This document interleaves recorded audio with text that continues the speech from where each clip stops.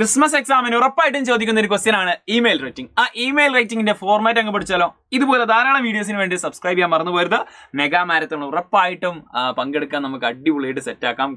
Complete ഗ്രാമറും അതുപോലെ തന്നെ ഡിസ്കോഴ്സും ഒക്കെ അതിൽ കംപ്ലീറ്റ് വിശദീകരിച്ച് പറയുന്നതായിരിക്കും. സോ അതിന്റെ ഫോർമാറ്റ്, ഇമെയിലിന്റെ ഫോർമാറ്റ് പറയാൻ പോകുന്നത്, ഏത് ഇമെയിൽ വന്നു കഴിഞ്ഞാൽ നിങ്ങൾ ഫ്രം അഡ്രസ് എഴുതുക. ഫ്രം അഡ്രസ് എഴുതിയിട്ടില്ലെങ്കിലും ടു അഡ്രസ് എഴുതുക. ഫ്രം അഡ്രസ് അത്ര നിർബന്ധമില്ല, പക്ഷേ ടു അഡ്രസ് നിർബന്ധമാണ്. ടു അഡ്രസ്സിൽ നിങ്ങൾ ആർക്കാണോ ആ ഒരു ഇമെയിൽ അയക്കേണ്ടത് അദ്ദേഹത്തിന്റെ പേര് @gmail.com അല്ലെങ്കിൽ abcd@gmail.com അല്ലെങ്കിൽ 123 എന്തെങ്കിലും ഒരു @gmail.com കൊടുക്കുക.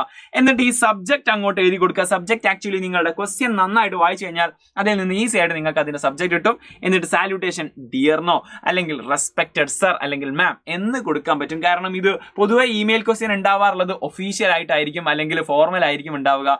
അതുകൊണ്ട് റെസ്പെക്റ്റഡ് സർ അല്ലെങ്കിൽ ഡിയർ, ഓക്കെ, ഒരു ഇൻഫോർമൽ ആണെങ്കിൽ ഡിയർ എന്ന് പറഞ്ഞ് കൊടുക്കാൻ പറ്റും. അതിന്റെ ബോഡി പാർട്ടിൽ അതിന്റെ എക്സ്പ്ലനേഷൻ കൊടുക്കുക. കൂടുതൽ വളരെ ലെങ്തി ആക്കാൻ പാടില്ല, കാരണം ഇമെയിൽ വളരെ ഒഫീഷ്യൽ ആയിരിക്കും പൊതുവെ ഉണ്ടാവാറുള്ളത്. അപ്പോൾ ഷോർട്ട് ആക്കുക.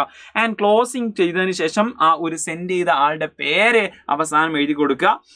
ആ ഒരു ആരായിരുന്നു ഈ ഒരു ഇമെയിൽ എഴുതിയിട്ടുണ്ടായിരുന്നത്, ഫ്രം അഡ്രസ് ഉണ്ടല്ലോ, അദ്ദേഹത്തിന്റെ പേര് അവസാനം കൊടുത്തു കഴിഞ്ഞാൽ ഇതാണ് ഈ ഒരു ഇമെയിലിന്റെ ഫോർമാറ്റ്. മിസ് ചെയ്യരുത്. ക്രിസ്മസ് എക്സാമിൽ, ആക്ച്വലി നിങ്ങൾ നാളെ എഴുതാൻ പോകുന്ന എക്സാമിൽ ഉറപ്പായിട്ടും ഇങ്ങനെ ഒരു ചോദ്യം നിങ്ങൾക്ക് എക്സ്പെക്ട് ചെയ്യാം. സോ അവിടെ ഈ ഒരു ഫോർമാറ്റ് യൂസ് ചെയ്യുക. നിങ്ങളുടെ അഭിപ്രായങ്ങൾ കമന്റ് ചെയ്യുക. നിങ്ങളുടെ ഫ്രണ്ട്സിന് അയച്ചു കൊടുക്കാൻ മറന്നു പോരുത്. യെസ്, ഇതുപോലെ മറ്റൊരു വീഡിയോ ആയിട്ട് വീണ്ടും കാണാം. Let's see. ബൈ.